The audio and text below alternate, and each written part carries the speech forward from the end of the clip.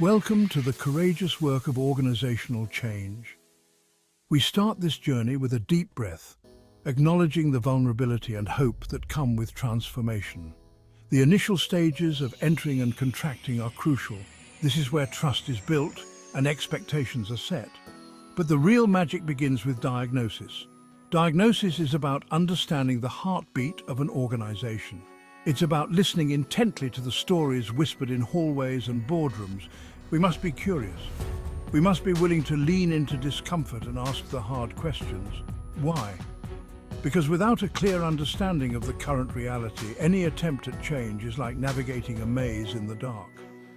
Imagine a doctor prescribing medicine without a thorough examination. It's unthinkable, right?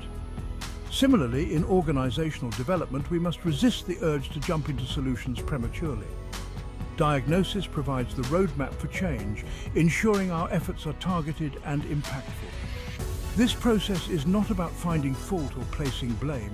It's about approaching the organization with a spirit of curiosity and a desire for growth.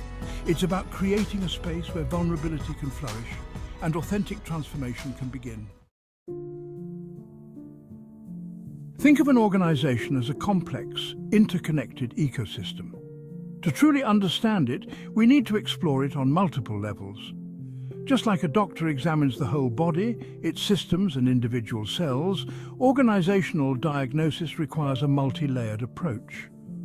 First, we look at the organization as a whole. What is its culture? What are its stated values, and how do they align with its actions? We examine the systems, structures, and processes that govern how work gets done.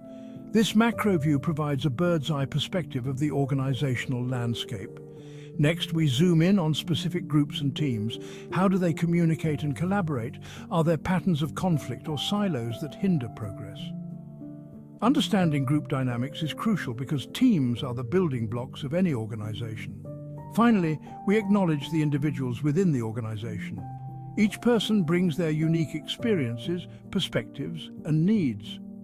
Exploring individual roles, relationships, and levels of engagement is essential for creating a holistic diagnosis. Remember, these levels are not isolated compartments. They are interconnected and influence each other in profound ways. A change in one area will inevitably ripple through the entire system. Our goal is to understand these interactions and develop interventions that address the root causes of organizational challenges. Once we understand the importance of a multi-level approach, we need the right tools to gather information. Think of these tools as threads. Each thread, woven together, creates a rich tapestry of organizational life.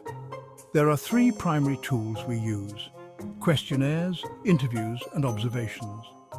Each tool offers a unique lens through which to view the organization, and each comes with its own set of advantages and drawbacks. Questionnaires provide a broad overview. They allow us to collect data from a large number of people quickly and efficiently. This is especially useful for gauging organizational climate, identifying trends, and gathering initial perceptions. Interviews offer a deeper dive into individual experiences.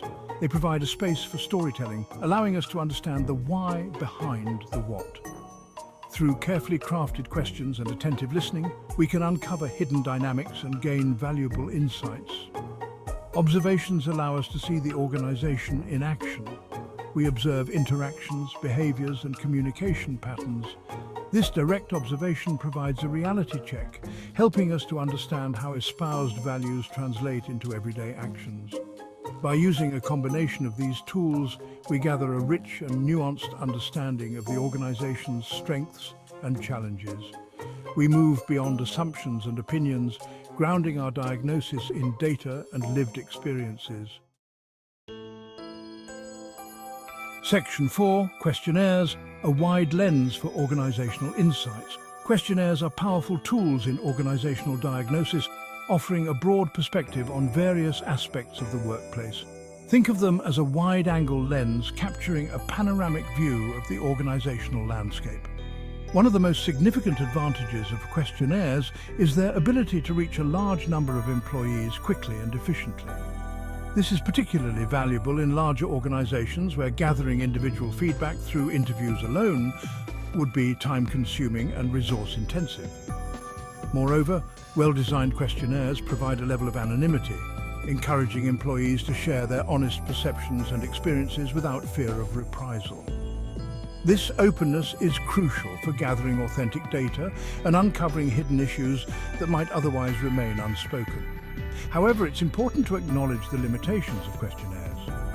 While they excel at gathering quantitative data and identifying trends, they may not always capture the nuances and complexities of individual experiences. To mitigate this, it's crucial to use a mix of open-ended and closed-ended questions. Open-ended questions provide space for employees to share their unique perspectives, enriching the data with qualitative insights that go beyond simple numbers. Remember, questionnaires are most effective when used in conjunction with other diagnostic tools. They provide a valuable starting point, highlighting areas for further exploration through interviews and observations. Section 5. The power of conversation interviews in organizational diagnosis. While questionnaires provide a broad overview, interviews offer a more intimate and nuanced understanding of organizational dynamics. Interviews are about listening deeply, creating a safe space for individuals to share their stories, perspectives, and experiences. Through carefully crafted questions and attentive listening, we can delve into the why behind the what, uncovering the underlying beliefs, values, and assumptions that shape behavior. Interviews allow us to explore individual experiences within the context of the larger organizational system.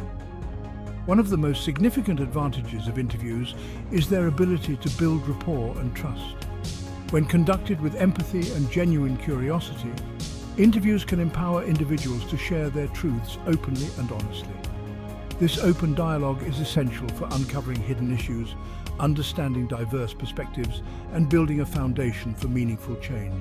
However, it's important to acknowledge that interviews can be time-consuming and require skilled facilitators to ensure objectivity and avoid bias. Additionally, the quality of data gathered depends heavily on the interviewer's ability to establish trust and create a safe space for vulnerability. Despite these challenges, the power of human connection and storytelling in interviews makes them an invaluable tool in organizational diagnosis. They provide a depth of understanding that complements the broader perspectives gained from questionnaires and observations. Observations. Seeing the unseen in organizational life.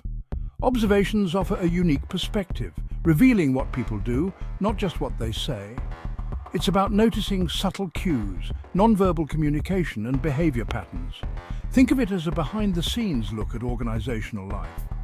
Observations reveal how interactions, decisions, and information flow within the organization.